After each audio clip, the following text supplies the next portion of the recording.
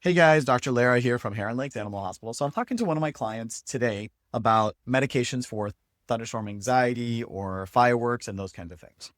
And so first, let's see who it is we're talking about here. This is Nova. Nova is a Samoyed and he is super sweet. One of the nicest patients that I've seen, especially for like the first time, who's super chill.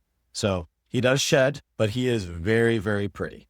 That being said, mom was talking about what could we use. And so the purpose of this video is not so much about the drug that I use, which, by the way, the first one that I'm going to recommend is Trazodone, but it's more about when you're using any sort of drug, whether it's for flights, whether it's for car travel, whether it's for some sort of anxiety or something like that. The first time you administer that drug, you want to make sure that you do it on a day that you have plenty of time. There's nothing going on, no stress, nothing like that. And so you'll administer it the first time, see how they react. Ideally, they should just kind of want to take a nap.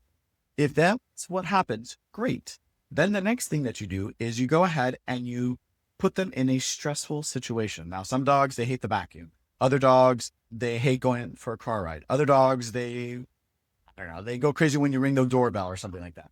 And so these are ways to go ahead and then challenge how much stress they have.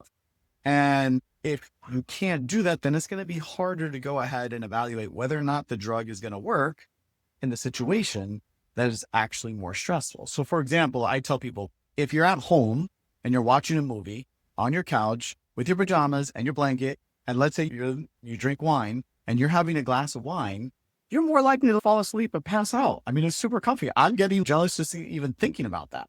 But if you're at a party and are having a good time, there's a lot more stimulation. And so that's the same thing with dogs. Sometimes people will give something to their dogs or cats, and then they didn't anticipate a reaction.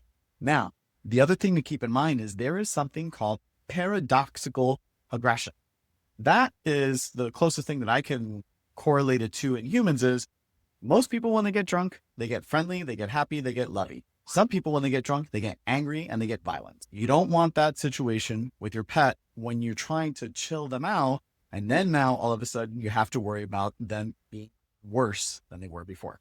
If you guys have more questions about this or other topics, you can always check out my clone at heronlakesvet.com. There'll be a big red bar at the top that says Dr. Lera's clone. It's like talking to me, almost, not as funny. And you can ask it questions. It's free and you'll have access to it 24/7. Thanks for watching and have a blessed day.